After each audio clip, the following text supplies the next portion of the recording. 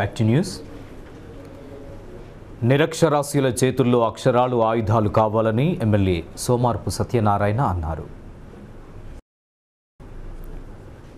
కరీంనగర్ జిల్లాను సంపూర్ణ అక్షరాస్యత జిల్లాగా ప్రభుత్వం జిల్లా కలెక్టర్ నీతు కుమారి ప్రసాద్ చేపట్టిన కార్యక్రమంలో భాగంగా రామగుండం పట్టణంలోని ఎంపీపీ మండల ప్రజా పరిషత్ కార్యాలయంలో జరిగిన వాలంటీర్ల ఒక్కరోజు శిక్షణ కార్యక్రమానికి ముఖ్య అతిథిగా హాజరైన ఎమ్మెల్యే మాట్లాడుతూ సంపూర్ణ అక్షరాస్యతతోనే గ్రామాల్లో అభివృద్ధితో పాటుగా మహిళా సాధికారిత చేకూరుతుందని, కేంద్ర రాష్ట్ర ప్రభుత్వాలు గ్రామీణ అభివృద్ధి కోసం చేపడుతున్న సంక్షేమ ఫలాలు అర్హులైన పేదలందరికీ చేకూరాలంటే సంపూర్ణ అక్షరాస్యులై సమాజం మీద పూర్తి స్థాయిలో అవగాహన కలిగినప్పుడే సాధ్యమవుతుందని అన్నారు.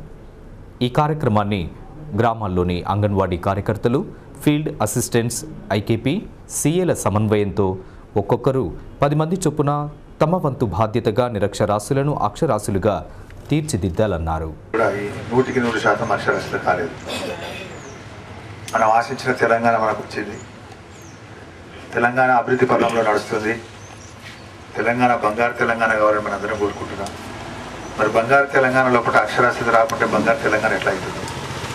అందుకని 100% అక్షరాస్యతకు చేయడానికి మనందరం కూడా ప్రయత్నం చేయాల్సిన అవసరం ఉంది. ఈరోజు మరి అక్షరాస్యత రావాలి అని మేమన్నీ లెక్చర్లు ఇక్కడ ఇచ్చిన, మా ఎంపీడీఓ గారు 10 సార్లు చెప్పిన, మా జడ్పీటీ సార్ 2 సార్లు మోటివేట్ చేసిన, ఎంతవరకైతే ఫీల్డ్ లెవెల్లో ఉన్న వారు వర్క్ చేస్తారో చేయరో, వాళ్ళు మోటివేట్ కారో అంతవరకు మనకు అక్షరాస్యత రాదు. చదువు అంటేనే ఆ ఏజ్ లోపల 15 నుంచి 50 సంవత్సరాల ఏజ్, అతను చదవమంటేనే చిరాకు పడతాడు. ఆ చిరాకు పడ్డ వ్యక్తిని మనం మోటివేట్ చేసి, అది మహిళా సోదరి కావచ్చు, లేకుంటే పెద్ద మనిషి కావచ్చు, ఆయనను చదువుకోవాలి అని ఒక ఉత్సాహాన్ని ఆయన లోపల రేకెత్తించడమే చాలా కష్టమైన పని. అది ఒకసారి వచ్చింది అంటే తప్పకుండా చదువుకుంటాడు ఆయన. అది క్రిటికల్ వర్క్. అది చేయాల్సిన బాధ్యత పైనుంచి అందరికి మాట్లాడే బాధ్యత ఉంది, కానీ చేయాల్సిన బాధ్యత ఇక్కడ కూర్చున్న వాళ్ళు మీకే ఉన్నది. అది ఎంతవరకు అయితే మీరు చేయరో అంతవరకు మనం 100% అక్షరాస్యత సాధించలేము మనం.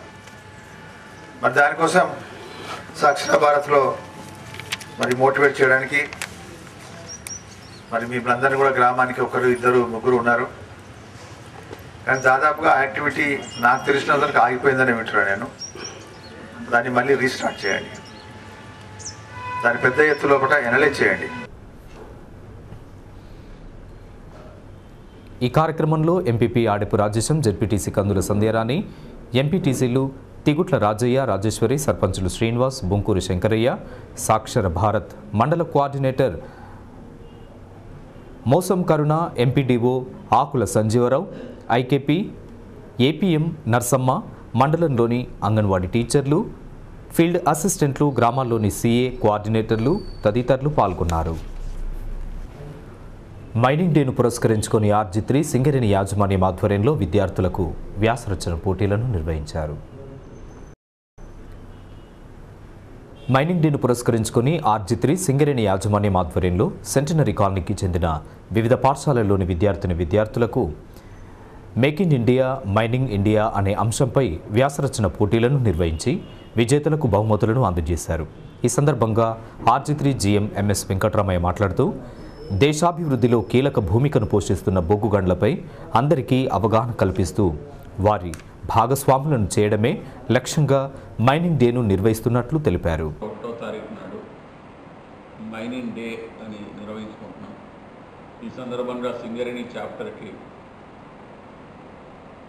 తరఫున మన director operations Shri B Ramesh Kumar గారు, director PP Shri B Ramesh Kumar గారు, ఏ మనోహర్ రావు గారు, వీరందరూ అప్రూవల్ ఇచ్చినటువంటి నోట్ తోటి రామగుండం ఆర్జీ3 మరియు ఏపీ ఏరియాలో కూడా ఈ మైనింగ్ డేని ఘనంగా నిర్వహిస్తున్నాం.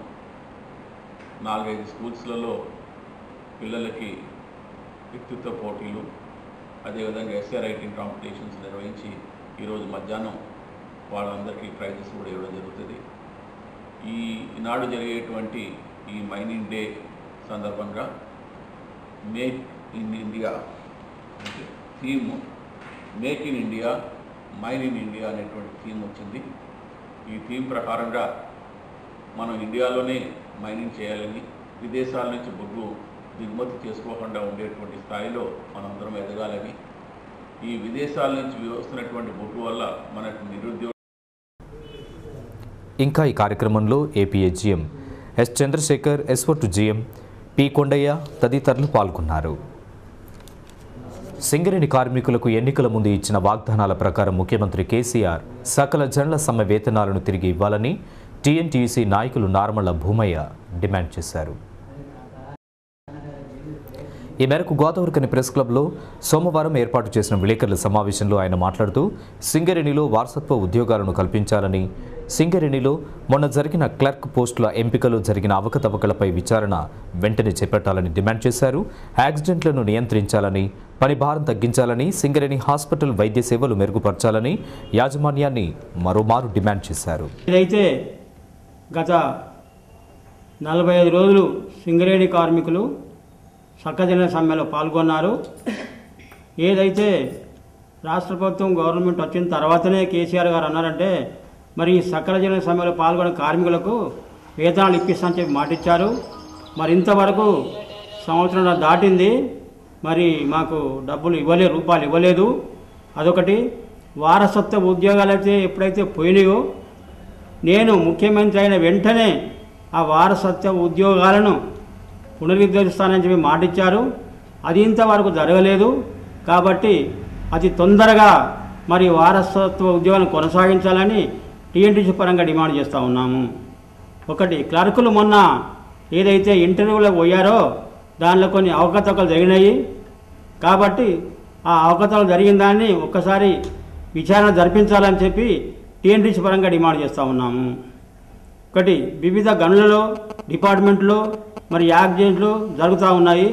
దాని మీద మరి మేనేజ్మెంట్ దృష్టి పెట్టి ఖచ్చితంగా ఈ యాక్సిడెంట్ జరగకుండా చూడాలని చెప్పి మేము డిమాండ్ చేస్తూ ఉన్నాము. నిన్ననే ఓసీ4లో ట్యాంకర్ మీద నుండి ఆగయ్య అనే కార్మికుడు కింద పడిపోయినాడు. అతను చెయ్యిరిగిపోయింది. కాబట్టి తొందరగా యాక్సిడెంట్లను నిలుపు చేయాలని చెప్పి మేము టీఎన్టీసీ పరంగా అడుగుతూ ఉన్నాము. ఇంకొకటి, కార్మికులపై పనిభారం పెంచుతూ ఉన్నారు. పనిభారాన్ని తగ్గించాలి. దాని మీద మరి మేము డిమాండ్ చేస్తూ ఉన్నాము. మరి ఏరియా హాస్పిటల్లో కార్పొరేట్ వైద్యం అందిస్తున్నామని చెప్పి మాట ఇచ్చిన మేనేజ్మెంటు దానికి భిన్నంగా పనిచేస్తూ ఉన్నది. కనీసం షుగర్ మందు కూడా దొరకలేవు. అక్కడ తిరిగి వాపసు వెళ్ళిపోయి బయట కొనుక్కుంటున్నారు. దాని మీద కూడా మేము డిమాండ్ చేస్తూ ఉన్నాం. మందులు ఇప్పించాలి, డాక్టర్లు మంచి వాళ్ళు పెట్టాలని చెప్పి. విలేకరుల సమావేశంలో టీఎన్టీసీ నాయకులు భైరం శంకర్, చిటికల రాయలింగు, కనకం పోషమళ్ళు, లంక రత్నయ్య, కోదాటి రాజేశ్వర్లు తదితరులు పాల్గొన్నారు. ఎండిపోతున్న వరి పంటకు కాల్వ నీరు అందివ్వాలని డిమాండ్ చేస్తూ ముత్తారం మండలం రామయ్యపల్లి వద్ద కాంగ్రెస్ నాయకులు ధర్నా చేపట్టారు. ఈ మేరకు సోమవారం కాల్వ నీరు అందివ్వడంలో సంబంధిత అధికారుల నిర్లక్ష్యంతో రామయ్యపల్లి గ్రామానికి చెందిన రైతులకు సంబంధించిన సుమారు 70 ఎకరాల పంట పొలాలు ఎండిపోయాయని నిరసిస్తూ కాంగ్రెస్ నాయకులు మంతని పెద్దపల్లి ప్రధాన రహదారిపై రామయ్యపల్లి స్టేజ్ వద్ద ధర్నా చేపట్టారు.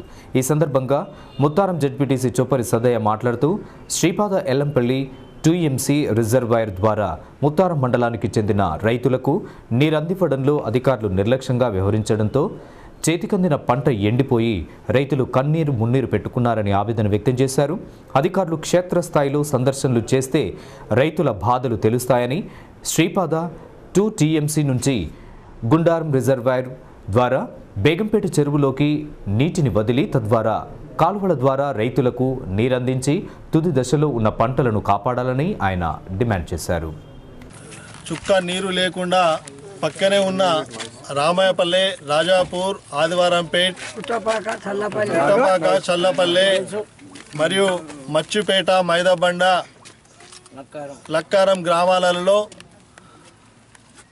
నీరు లేక పంటలు ఎండిపోతున్నాయి. మేము గత 20 రోజుల నుంచి అధికారులకు ఎన్ని మార్లు ఫోన్ చేసినా